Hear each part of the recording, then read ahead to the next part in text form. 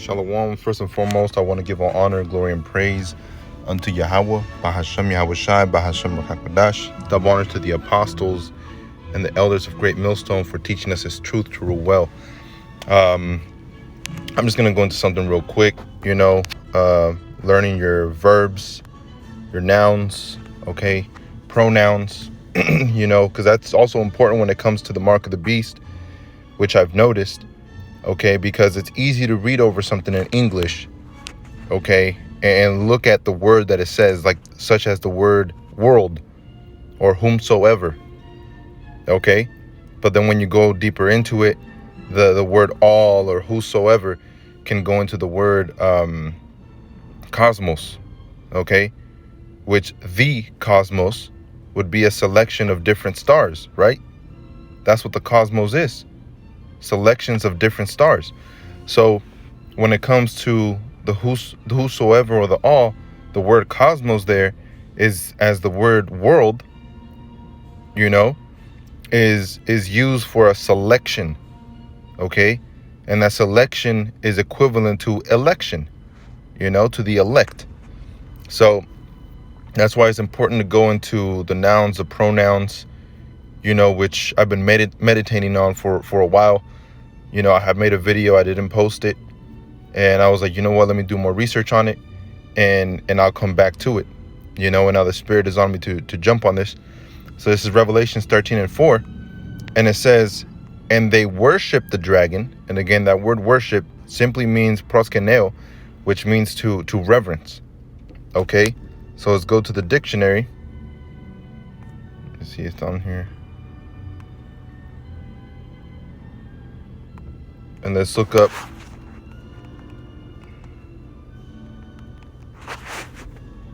reverence, okay? A feeling or attitude of deep respect tinged with awe, okay? So when they reverence this beast, okay, they have an attitude of respect, okay? That's what that word worship goes into, respect, okay? If you respect Yahweh Bashem Yahweh Shai, that means what? That means you're not going to try and go against Yahweh Bashem Yahweh Shai, man. It says, and they worship the dragon, all right, and that dragon is Rome, so they reverence the dragon in respect, okay? And that's why you have the EEC Treaty in 1957 that created the Treaty of Rome, because they had that respect for the dragon. And after they created that, they later became known as the EU, and then NATO joined, which is part of America, okay? So NATO and the EU are now reverencing the dragon, okay? Because the dragon's policies are now being pushed throughout the four corners of the earth in their systematic democratic campaigns that they lead out throughout the world, man. That's the same thing the Roman Empire was doing, reverencing Rome. It says, which gave power unto the beast, okay? And if you look at the word gave, it's the tense is aorist, and it's a verb, okay? That means a verb is a thing you do, man, an action, okay? So when you look at aorist, the tense is characterized by its emphasis on punctiliar action, okay? That is, the concept of the verb is considered without regard for past, present, or future time. You see? So that means that this was either in the past, in the present, or in the future. And this is really talking about the future, which now is the past. Okay? At the time that the Apostle John the Revelator had seen this, it was talking about the future. At our time, it's talking about the past. Okay? And really current as well, because they're still reverencing Rome, and they still marvel after the beast that gave them the power. Okay? It says, there is no direct or clear English equivalent for this tense, though it is generally rendered as a simple past tense in most translations, which is not. Okay? That's why you got to stick to the King James. If you want to go and reference, okay, you can go into those other ones, because sometimes it brings out some great edification, but that's why the knowing the noun pronouns and the action that it takes is important to know. All right, so to give power unto the beast, okay, which the beast is NATO and the EU. Okay, the previous beast was the Roman Empire, and this is Rome all over again, right? It says, and they worship the beast, saying, who is like unto the beast, who is able to make war with him, right? So now when we go into Revelations 13 and down here in verse 16, okay, this is the important one, because according to believers of the way, this buying and selling, all right, which is right around the 2 hours and 30 minutes, okay, around 2 hours and 30 minutes in their video that they made, supposedly calling themselves breaking down the mark of the beast. In that video that they made around the 2 hours and 30 minutes, if any brother wants to go into it, they said that the buying and selling is actually the tariffs that America puts on other nations. And it's also talking about the what is that word? I have a picture of it. Let me see if I can find it. It's a lock. I must have deleted it already, you know. But it was around the 2:30 minute, and you know, he says that it's tariffs, and if not, there's another word. If first they put tariffs on you, and then they completely ban you and close you off from shipping and selling, okay, which they're tying that into this, causing both small and great, rich and poor to receive a mark, and then that you can't buy and sell without that mark, okay, which to them the mark is sin, but yet their breakdown is democracy, you know. So it doesn't make any sense. It doesn't correlate with what scripture says, and it doesn't fit in like a perfect puzzle, man. All right, you have a easy 5th grader puzzle, okay, or a kindergartner puzzle, and it's like 4 pieces to the puzzle, you know, and those pieces just slide in perfectly. And like scripture says, to the holy, okay, all things are how does it go? To the holy, all things are basic, roughly paraphrasing, to the holy, all things are simple and easy, right? And to the wicked, they're stumbling blocks, you know. It says, and he causeth all, both small and great. So let's look at that word causeth, which means to make, okay? He makes you, you see? So when you go into the speech, it's a verb, okay? A verb is to make, to cause, okay? So the tense is present, okay? So it says, represents a simple statement of fact or reality viewed as occurring in actual time. You see? So it's not talking about sin, you know? He's not going to cause you to sin. We're all sinners, man. You know? It tells you in scriptures that we die because of sin. Apostle Paul died. You know? Yahushua died. Granted, he came back. Okay, but the point I'm trying to make is that we all die. You know? Meaning what? We're in sinful flesh. Okay? These chains of darkness. You see? And those that die receiving the mark of the beast, they're not going to go to heaven, man. Okay? They're not going to get saved by Yahweh Shem Yahushua. That's our heaven. The kingdom of heaven is our heaven, man. Okay? That's where we want to be. All right? In most cases, this corresponds directly with the English present tense. Some phrases which might be rendered as past tense in English will often occur in the present tense in Greek. These are termed historical presents. Okay? So he causeth. That word cause is a verb. All, both small and great, rich and poor, free and bond, to receive. Didomi. All right? Didomi means to give. Now, when you give somebody something, or when you, the word to give is a verb as well. Okay? So when we go into it, Salakia. Got ahead of myself there. To receive, Okay, when you go into the word receive, it's a verb. Yeah, verb.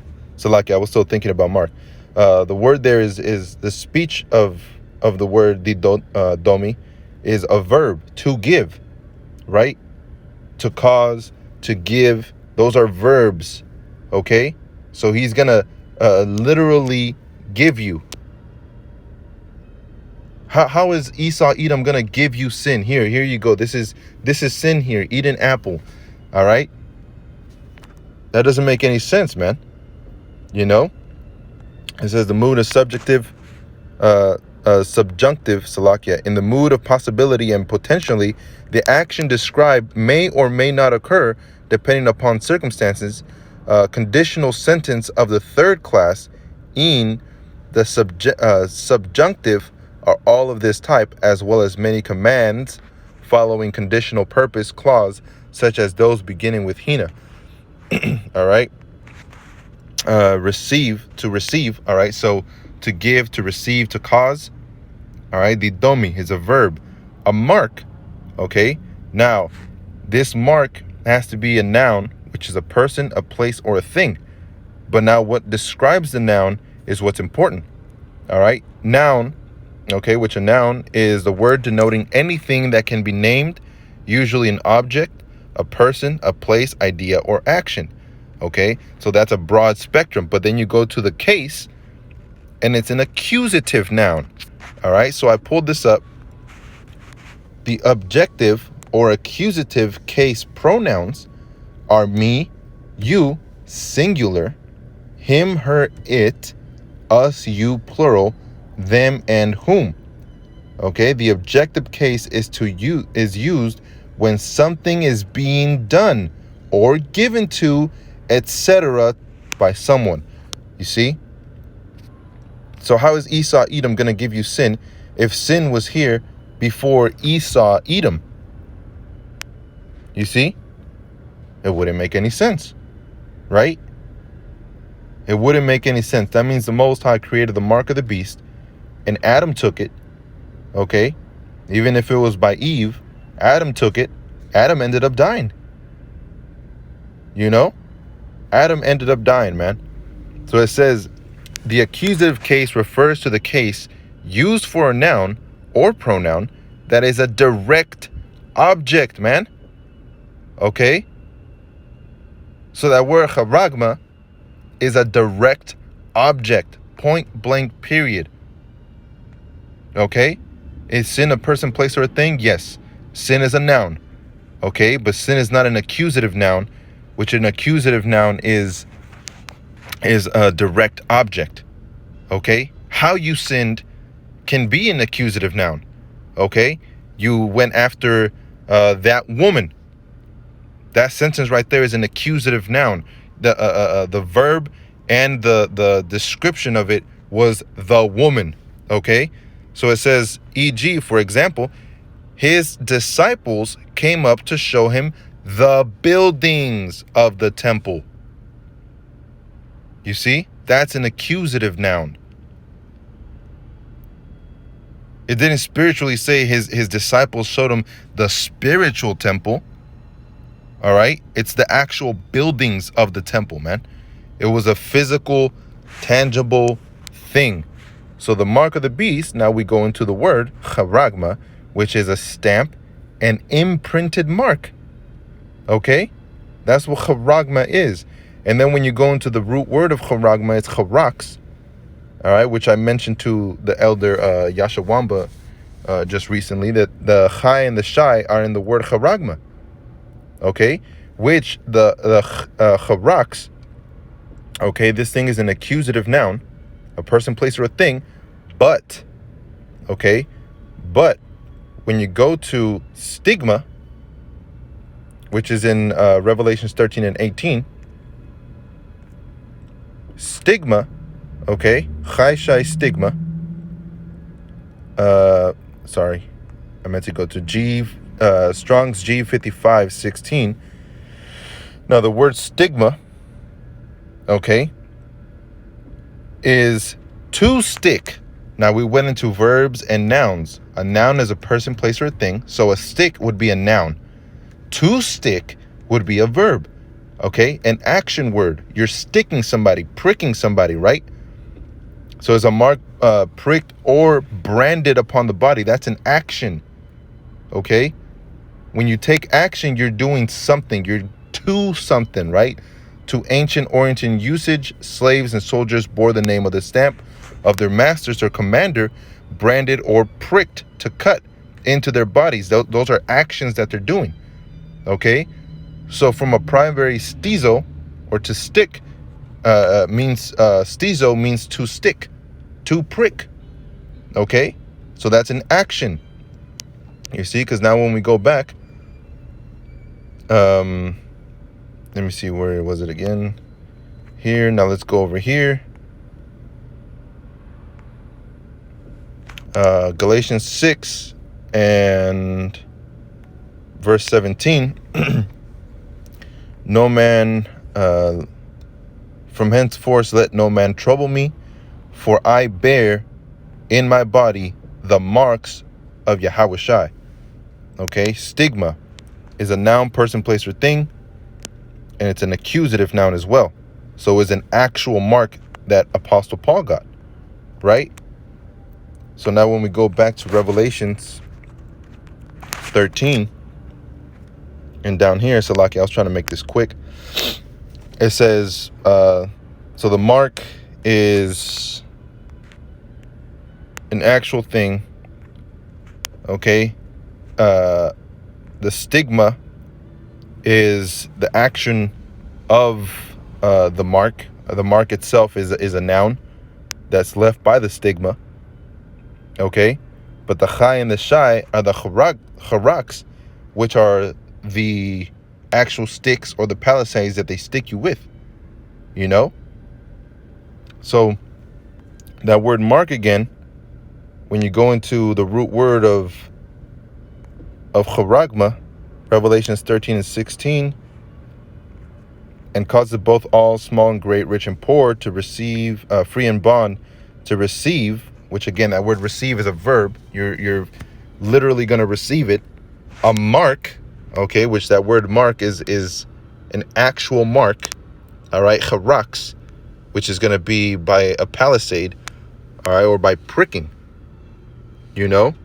So that word mark again is a noun, an accusative noun. And we went into accusative, it means a literal thing, you know? So the mark is going to be a literal thing. Now, those things that go into the image of the beast are physical things and spiritual things. You know, the spiritual thing that goes into the image of the beast is you sinning. Okay? Why? Because that's what the beast pushes. Homosexuality, that's a sin. Okay? And so on and so forth. You know, their system sets up those images of sin, which is representative of Esau, Edom. You know? But the actual thing they're going to make you buy and sell with, which is Revelations 13 and 17, and that no man might buy or sell, okay? So it's going to man might buy, which is a verb, okay? And at that, it's an aorist tense, which is characterized by its emphasis on punctiliar action, okay? So let's look up that word, punctiliar.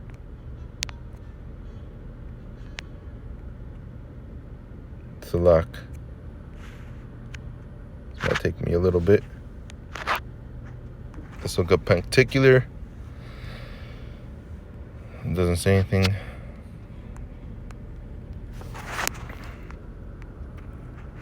Which what was it? Punctiliar.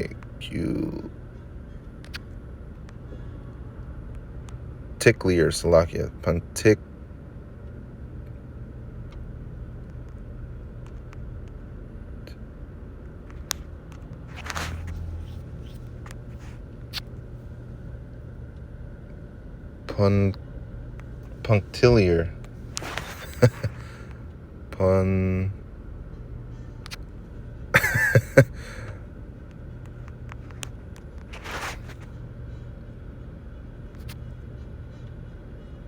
Nothing's coming up. A punctiliar. So it says might buy. So that word buy again is a verb. So it means an actual buying. Aorist is a punctiliar action that is a concept of a verb is considered without regard for past, present, future time.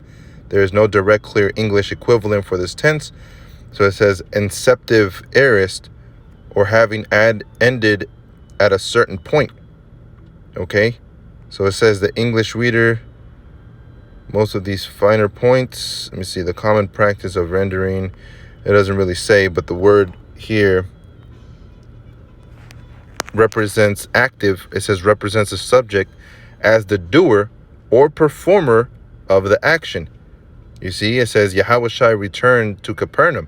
Yahushua performs this action.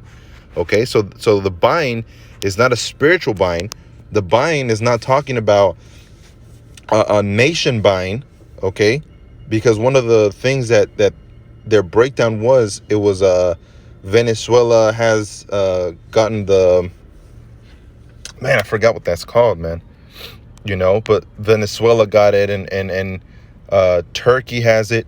You know, they put tariffs on you first, like China, and then when they really want to, they put those. Man, that word is in the tip of my tongue, man. I can't think of it. If any brother knows, post it up. You know, but they put tariffs on you. Let me actually look this up, man.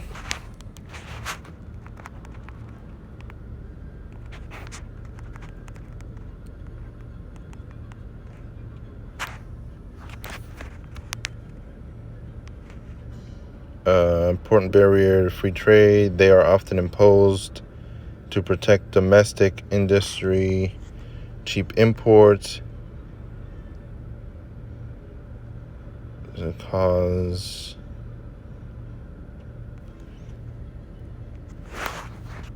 Let me see. Tariffs. Oops. Tariffs and not sanctions.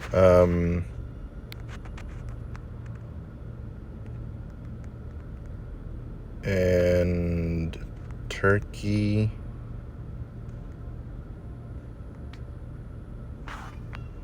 Tariff. Let me see if I can find it, Salakia, because that word was very important. Trade development agreement between Russia and Turkey. I'm pretty sure it's not the sanctions. Okay, but it's something else. I believe it started with E. It's not economic. All right, but they basically set up tariffs, and if you know they want to completely cut you off, they set that thing up, you know, and they'll completely cut you off. Okay, that's not talking about the buying and selling. If you don't accept democracy, yeah, they can cut you off, but yet in your own country, even though you're cut off from America, you can still buy and sell. Okay, and remember, this man was given the fatness of the earth. Okay, those are all scriptures you have to put into perspective, man. The buying and selling, he exalts himself as the Most High. He wants to be like the Most High, right? So what does the Most High have? Absolute control. All right, Kal Al, all power, or Kal Allah, you know, all power. So what does this man want to do? Be all powerful. How is he going to be all powerful? How is he going to know and perceive your thoughts? By putting that chip in you. Okay? Why else would the Most High? Remember, the Most High has control over everything, and he decreed for this man to have this technology, man. Okay? He put it in this man's mind to set up this much technology. Why would this technology be set up to not be used? It doesn't make any sense. Okay? This technology is leading to the downfall of the physical monetary system to set up an electronic system. You know? They even said it. It's all set up. You know, the actual physical counterpart of the mark of the beast is the RFID chip, man. You know? So when you buy or sell, it's a verb. It's an actual thing. Okay? The selling is an actual thing, you know, because this is also a verb. You see,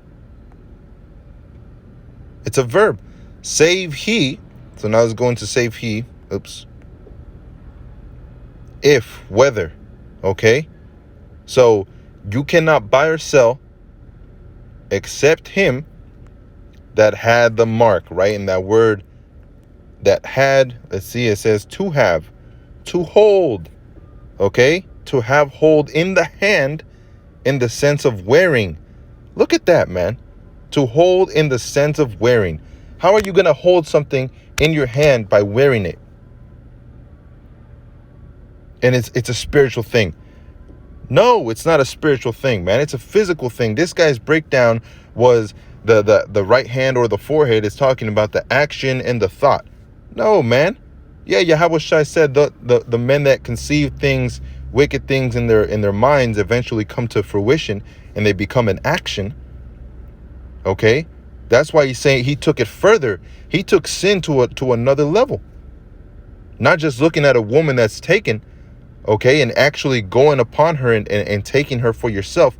That means you committed abomination by sleeping with another man's woman, you know, which is adultery. But even thinking about it, and the man's heart is wicked above all things, who can know it? You see? But you're out here claiming that you don't have the mark of the beast. But yet you just bought those new shoes. You just bought that new haircut. You know? That new iPhone, that new whatever, man.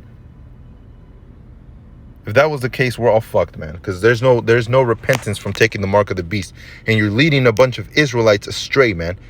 And like how should I say, those that in Luke 11 and 23, if you're not with me, then you're against me. All right, if you're not gathering, then you're scattering. That's what you're doing, man. You're scattering. You know? It says to have, i.e., own and possess. To hold oneself or find oneself so and so. To be in such or such a condition. Okay? So when you go back over here, that hand, okay, which is echo, you go into the word and it's a verb. All right, that means it's an action. You're gonna take action into that hand. You know, it's an actual thing. Tense is present. All right, save he that had the mark. So you're gonna actually put that chip in you, man, in the hand to hold and possess. You know, remember that word to is descriptive of a verb. You know, to do something, to jump, to leap, to die, to live. Those are verbs, man. You know, save he that had the mark, which means to hold, to take. All right. That had the mark. Save he that had the mark, which is to have a verb. You're actually having the mark. Okay, as an action word, to actually take it. It says the mark, which now again the word charagma is a noun, which is a person, place, or thing. And it's an accusative noun, okay? Which again, accusative noun is salak. It's over here. An accusative noun is the notice of salaki. I'll just read off of here. Accusative is the case that refers to a case used for a noun or pronoun that is a direct object, okay? That is a direct object. E.g., for example, his disciples came up to show him the buildings of the temple. You see? So the mark of the beast is an actual physical noun, person, place, or thing, okay, that you're in a verb sense going to take. You see? It's not sin. It's not democracy. That can go into the image. Okay, the actual physical mark is the RFID chip, you know? So Revelations 13 and 17, and that no man might buy or sell, which is a verb, to buy, to sell, okay? Save he that had the mark, which is, the mark is a noun, And he that had the mark is a verb, or the name of the beast, or the number of his name, right? And he's saying, see, the word or means that the beast and the name are the same thing as the mark, so it's sin. No, the image of the beast is something different. The name of the beast is something different. And the mark of the beast is something different. Okay, that's why in Revelations 14, actually Revelation 16, and let me end it here. It says, Revelation 16:1, and I heard the great voice out of the temple saying to the 7 angels, go your ways and pour out the vials of the wrath of the Most High upon the earth. And the first went and poured out his vial upon the earth, and there fell a noisome and grievous sore upon the men which had the mark of the beast, and upon them which worshipped his image. So what's that grievous sore, man?